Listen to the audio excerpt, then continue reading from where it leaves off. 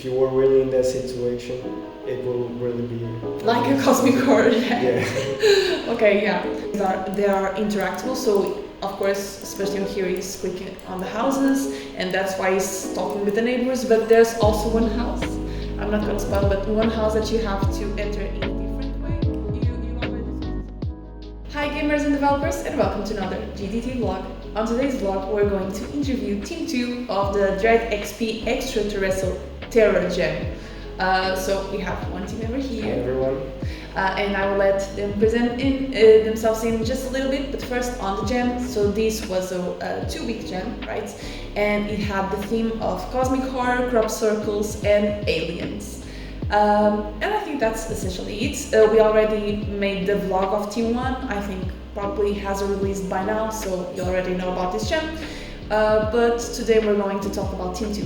You can present yourself. Hi everyone, my name is Sebastian. I was one of the programmers and I was the writer for the story of our game. And on today's vlog we're going to talk about the 51st Street, is that how you say the name? Okay, yeah. Which is a very cool game. And I will let Sebastian talk about the game. So, what is the game about? So, from the name you can guess that we got inspired from Area 51, we got the name from it.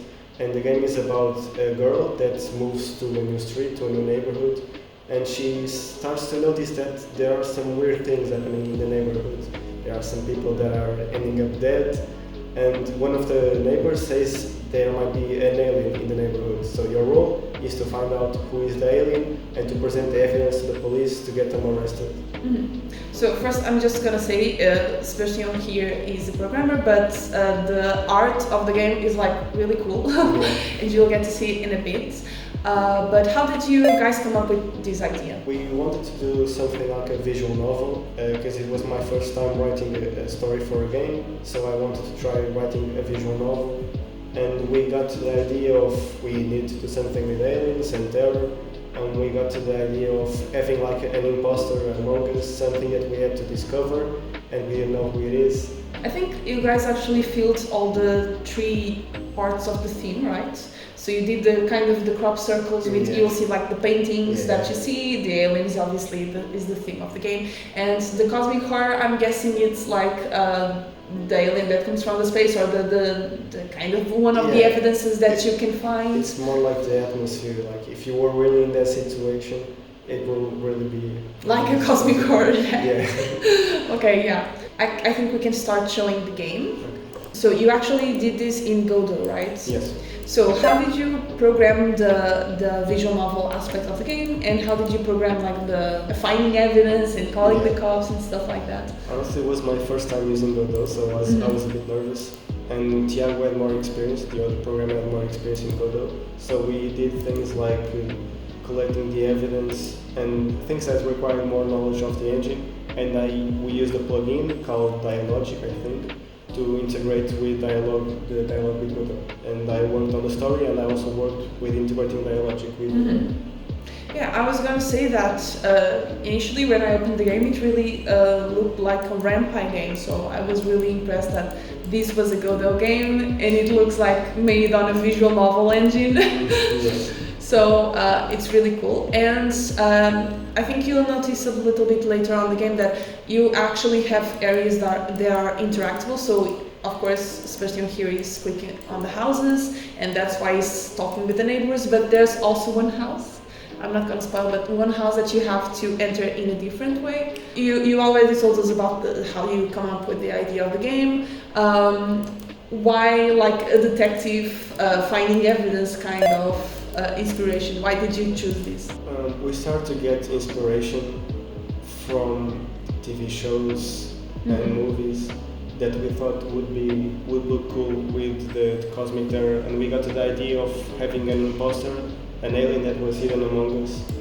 And from then on, we started to create a detective story where we had to find that imposter. So you had 2 weeks to make this game. Was it enough? I think it was enough, but at the end, like always gems, we think we have enough time, but at the end there are still a lot of things to do, and if we had a few more days, the game would be better for sure.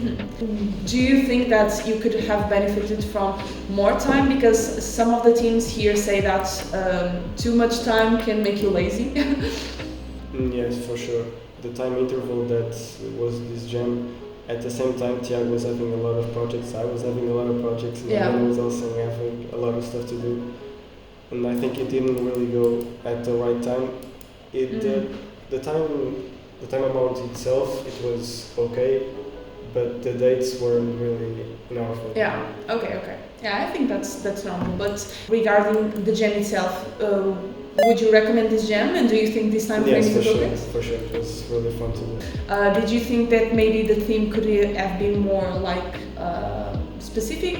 Because I had some people say that it was too broad or too many things at the same time. I mean, when you have a broad theme, you have more liberty to use your creativity and make something different from others. So I like general themes.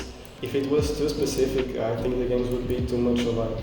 Do you have any advice for the players that will play this game? Because, spoiler alert, I already asked this to Sebastian because I only got 2 of them, but there are 3 endings. What are your advices to the player that played this game? If you lose on the first, second, whatever try, just restart the game and try to really think what evidence makes sense. First try to think who is the person, and then try to get all the evidence that points to that person. Because we're almost finishing, maybe I can ask, do you have any advice for the people that are watching? It can be about anything. Not really. But about the gem, you should try making this gem. I think it was really fun. And when it's a horror game jam, you can try writing your own story. And I think that's all for today. Go play this game because, like I said, it looks amazing, is amazing. And yeah, I think you're gonna like it if you like this kind of stuff. So thank you for coming. Thank you guys for watching back at home. And as always, go check our social media, go check our other vlogs, go check our other games, go check their game. And we'll see you next time. Keep game deving and keep playing. Bye!